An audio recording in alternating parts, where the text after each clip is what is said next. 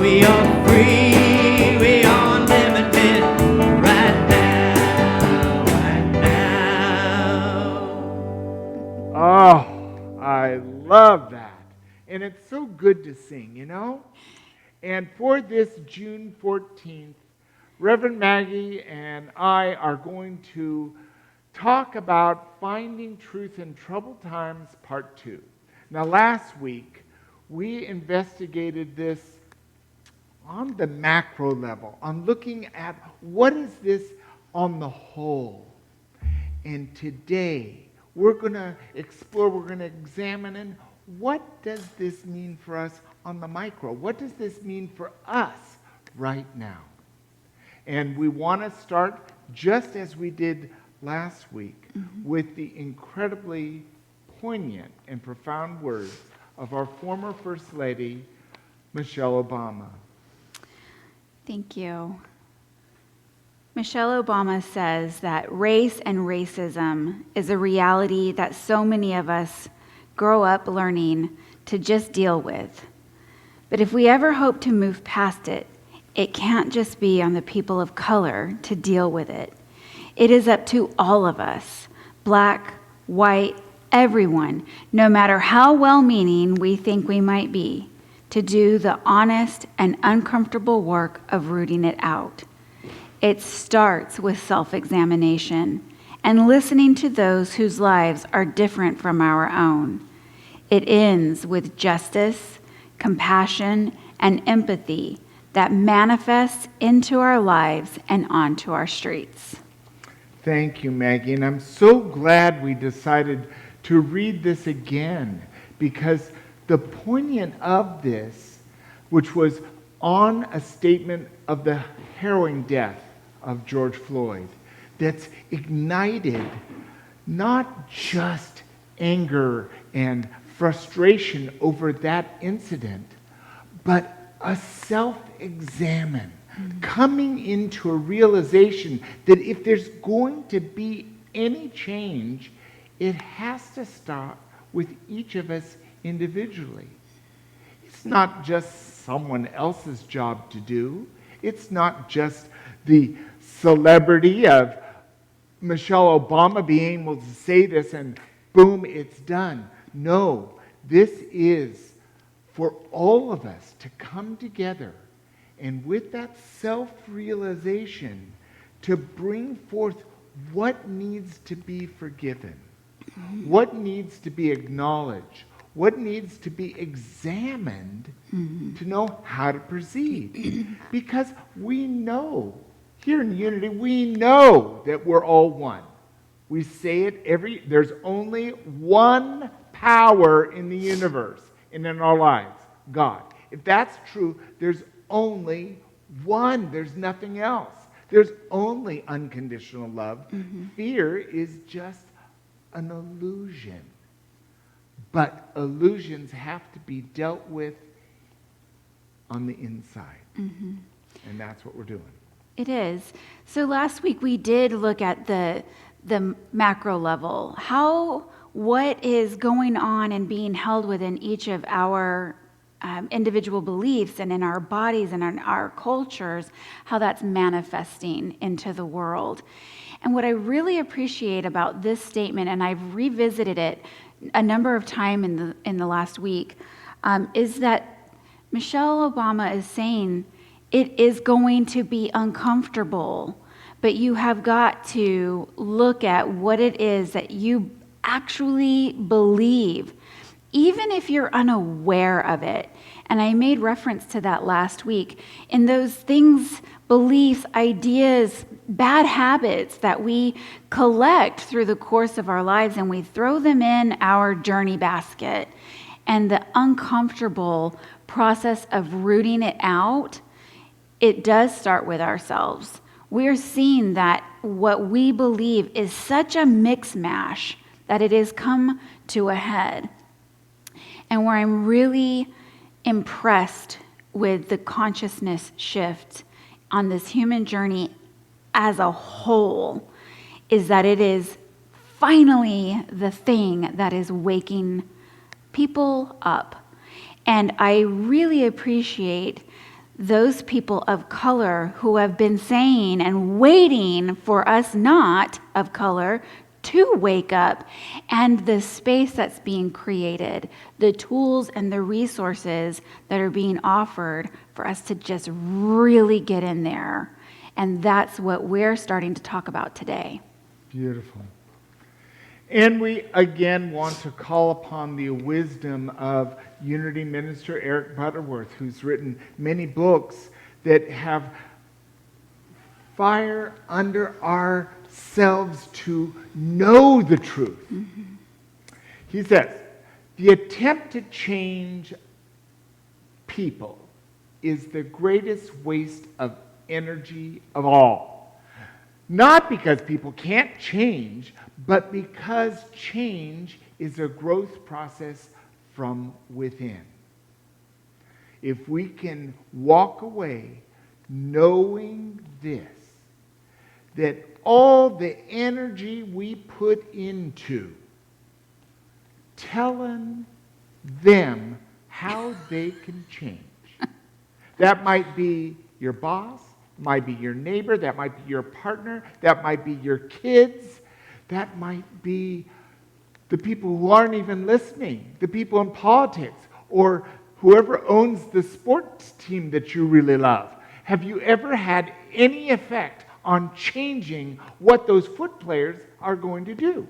No, it's not going to happen by us casting our energy on them. Mm-hmm. It's going to happen by us changing in us. Mm-hmm. And a place where we can look at it is, what are we judging? What do we fear? Mm-hmm. What assumptions? Where have we identified enemy? Mm-hmm. That's the place we can go within, and we can, why do I have such energy around that person? Mm-hmm. Why do I have such energy around that issue? Because if we can resolve it in us, if we can come to a place of peace, not because we condone the behavior, but because we no longer have a jangle about it, because we're looking at it the same way God looks at it, with pure, unconditional love. Mm-hmm. This has probably been one of the hardest and longest lessons that I have had to process in learning. Learning to just mind my own business has been a very long, arduous process that has come with a great deal of inner work to get to the level of emotional and spiritual maturity where I can just say, what you think about me is none of my business.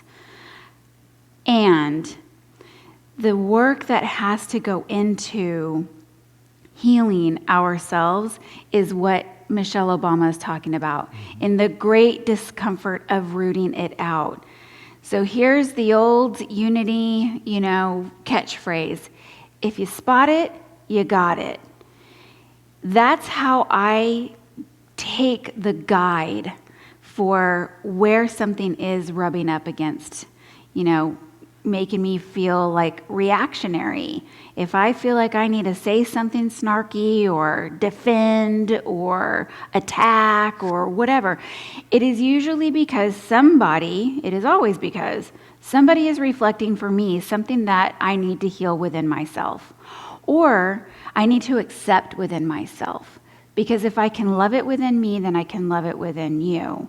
And that is a huge part of what is being called for in this embedded systemic racism in our country, is doing that inner work.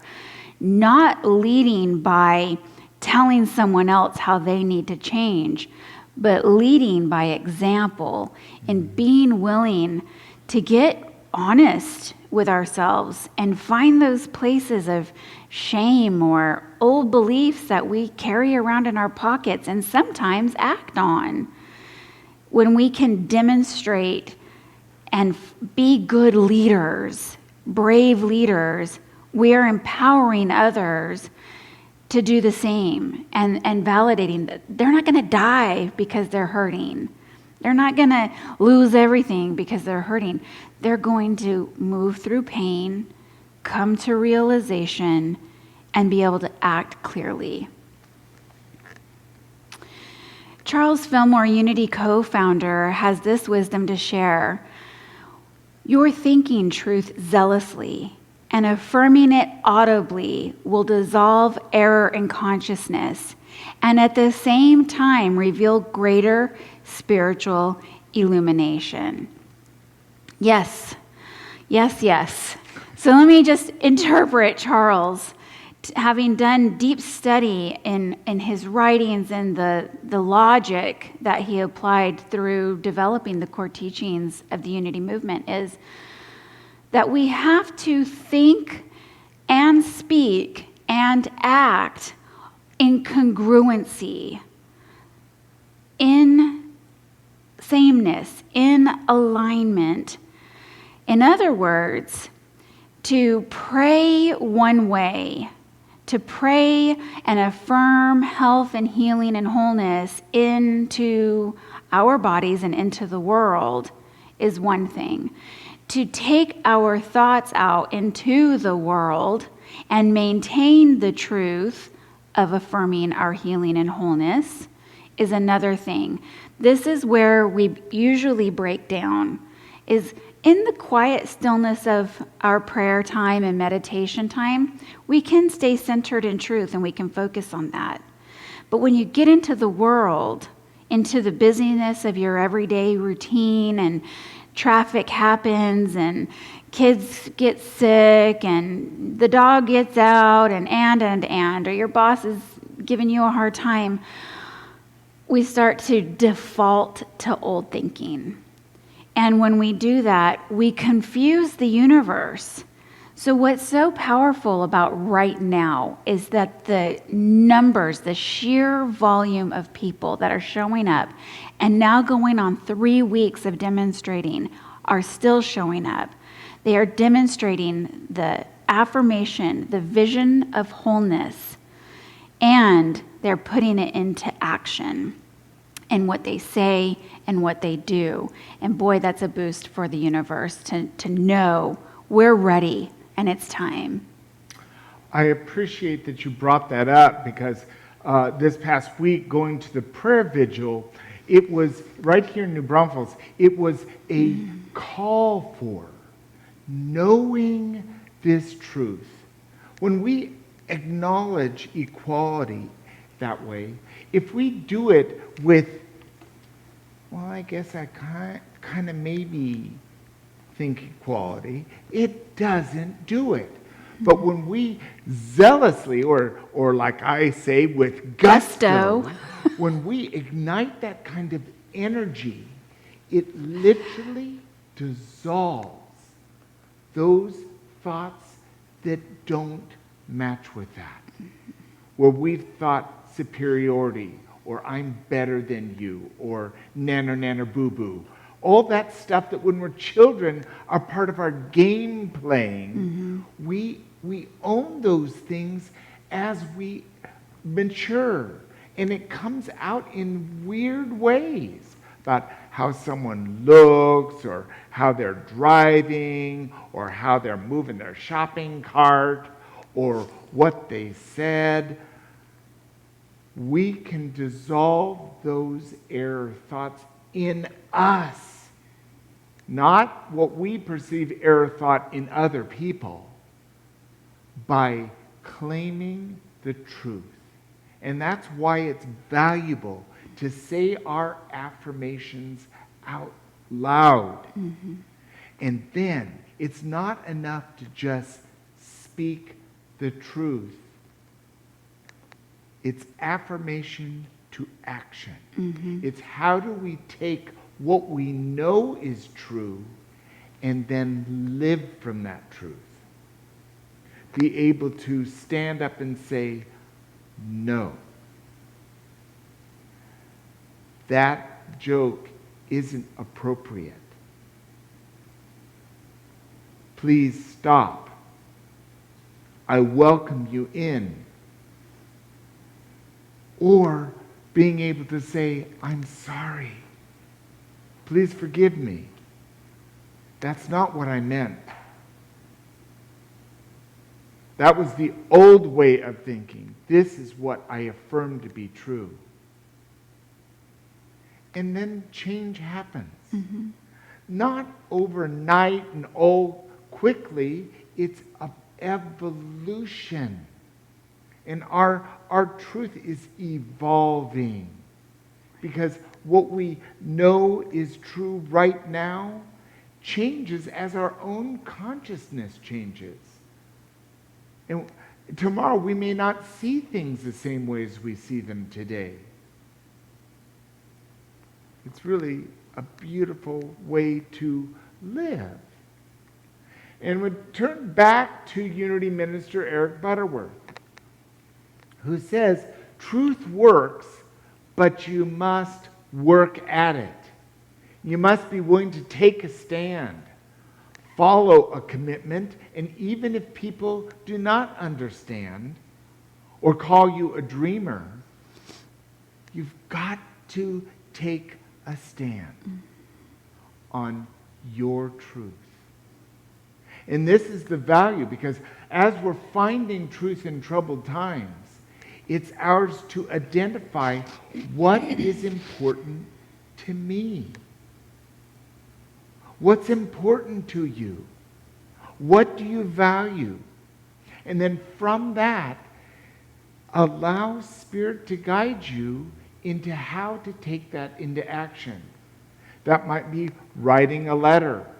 It might be not just standing by and listening to crazy Uncle Bob, who says that all the time, and we know that that's what Uncle Bob, he's a crazy one. I don't know about you, but I had a crazy Uncle Bob. We don't have to just sit by and discount it anymore. We can stand up and say, you know, Bob, I see it differently. And I hope you could see this or honor by not saying that when I'm in your presence. Because we're not going to change Bob, but we can change our experience by claiming our truth. Mm-hmm.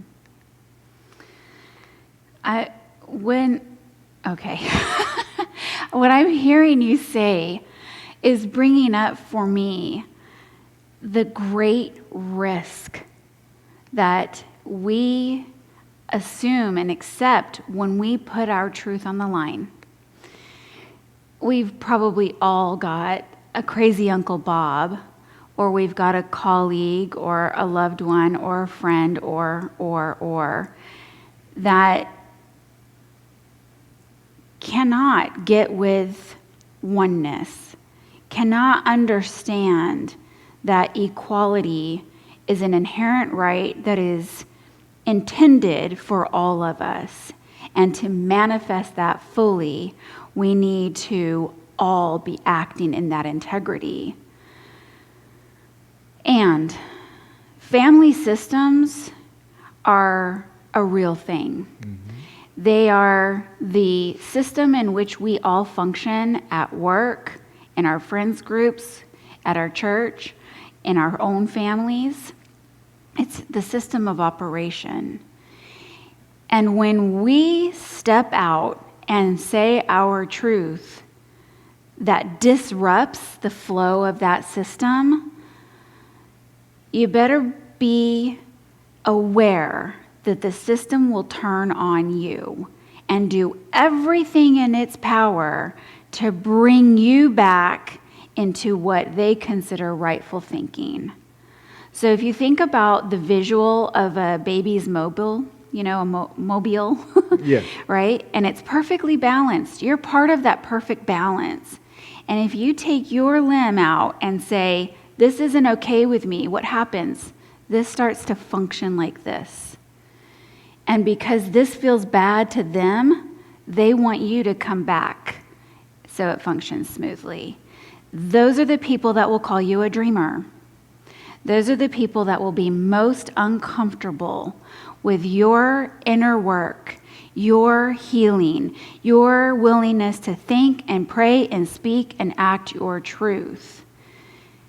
Here's the good news. There are a lot of people who have broken their mobiles. They're out here looking for the next place to plug in and run smoothly in a healthy, fully functional family system.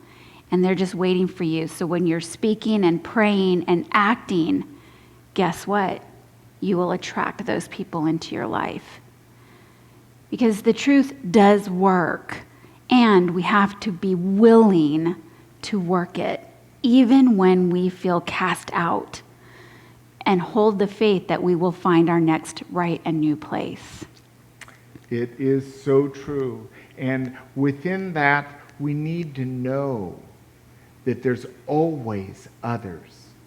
There's always others who resonate with the same consciousness. And so it's not important for us to change anyone else, but maybe change who we spend time with. Mm-hmm. And how we feel like we're working our truth courageously and not alone. Because we're in troubled times. And I don't know, maybe it's always troubled times. But right now, we're in troubled times. There's COVID, do I go out, do I not? There's these racial issues, and finally looking into what's white privilege? Mm-hmm. What is disadvantage? How are minorities or women, or how do people measure up when we look at how does this system that's been working in its way? It's ours to look at the truth and examine what is ours to do right now. Because we don't change when everything's all comfortable and easy. The only time we're willing to change is when things are out of balance, when there is some trouble. Mm-hmm. And as we start to wrap up, our final thoughts and wisdom shared by James Dillett Freeman, Unity Minister, is this, this just stuck with me. Thought by thought, and only thought by thought. There is no other way we can change ourselves and our direction now. Because everything that is in the manifest realm, had its origin in thought. So breaking it down to that is why James Dillett Freeman shares this with such clarity and intensity. If you want to see it in the outward realm, if you want to experience it in your tangible life, if you want to know what it is to feel wholeness and equality and peace within your soul that is out here in the world, it has to start with your thoughts. It starts with being willing to get honest, being willing to be uncomfortable, and being willing to stay committed to doing the inner work of searching your thoughts, searching your feelings, searching your ideas. And when you find one that's not serving your highest good and the highest good of the world at whole, it's time to bless and release and allow for healing. And when we are able to do that on a massive scale, we will see the change in our outer world. We will change our direction. It's happening. It's happening right now. It sure is. And one tool that we might choose to use at this time in our lives is to journal, to write down our thoughts, to examine, why do I feel this? Why do I think this way? What's behind this belief that I have? And from that, we can look at, which gives us a way to reflect and see what's true. Because if we look at it as it's simple as a thought, followed by a thought, by a thought, it's just like walking. We learn to walk, and then once we've got it, we know that we put one foot in front of the other. If we put both feet forward, we're either going to hop or we're going to fall down. And although it may not seem like our error thought is as dramatic as is falling flat on our face, it has the same impact because it affects every cell of our being. So our thoughts have power because there's nothing in our life, as Maggie was saying, there's nothing in our life that wasn't first thought. And so if we want to change anything, if we want to arrive at a place where we're feeling safe, centered, loved, loving, peaceful, joy-filled, it's just a thought away. And there's no feeling that we have that is more powerful than love. And all we need do when we identify some old resentment or hurt or pain or anger is just feel the feeling to completion. Mm-hmm. And then have another thought. Do I want to keep feeling that? And if the answer is no, then what do we want to feel? I want to feel peace. Well, then have peaceful thoughts. And with enthusiasm, with gusto, extend your peaceful thought. Extend your loving thought. Extend your forgiveness. And this is how we can find truth in troubled times, and how that truth can set us free. And so I hope you've been able to receive something from what we've shared today.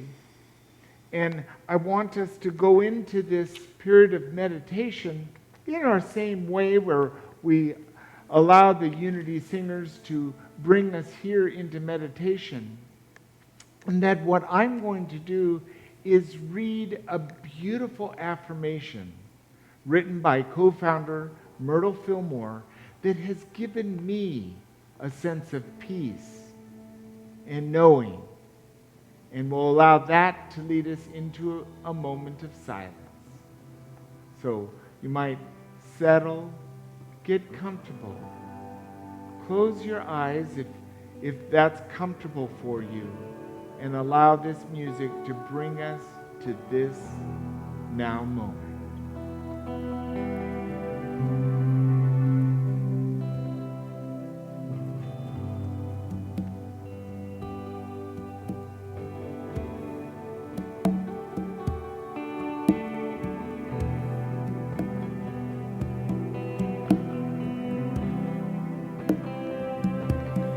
Be still, go deep, what you sow is what you reap. Me now, one is known, where life's fountain always flow. Be still, be still, be still, and know. Be still, be still. Be still and know. Om Gam Ganapatiye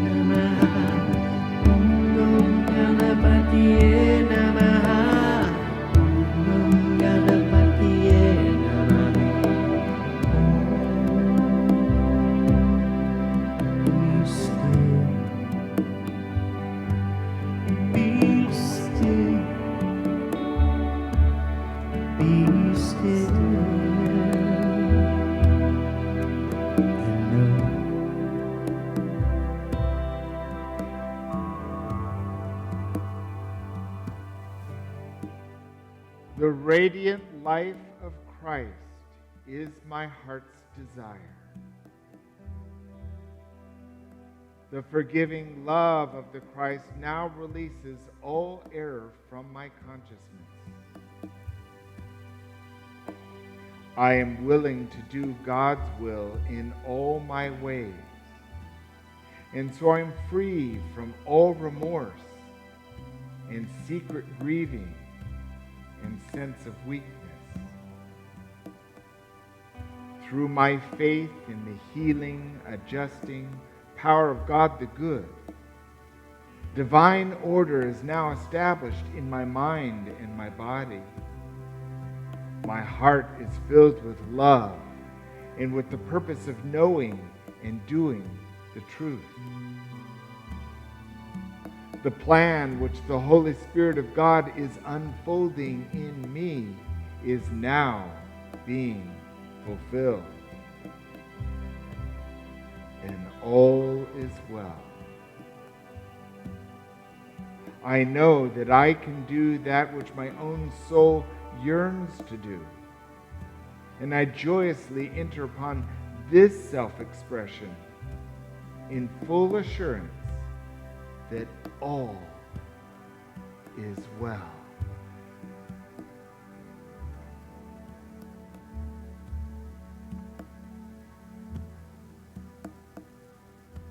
And with that, we enter the silence.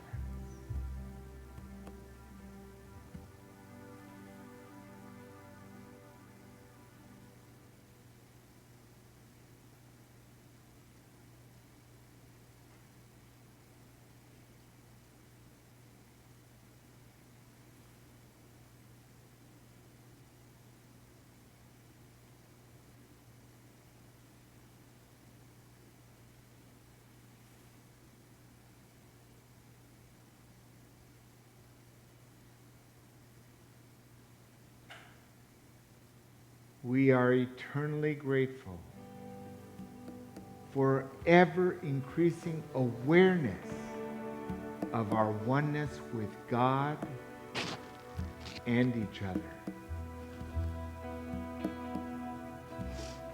And it's from this sweet knowing that we resolve to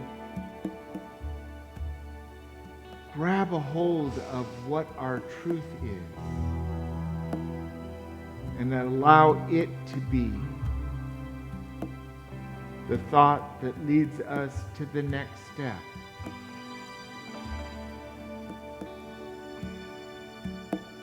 And so taking a moment of this time to renew, to refresh, and to allow, we bring whatever we've received into our wakeful knowing as we wiggle our fingers or wiggle our toes to awaken, to be here now. And as we're ready to open our eyes, we resolve to align with this affirmation of truth that complements our talk today. Together, my heart is filled with God's love, and I am neither troubled nor afraid. And we let that to be a guide as we continue to do this Sunday. Step out on the water, release your faith. Every step is stronger. Step out on the water.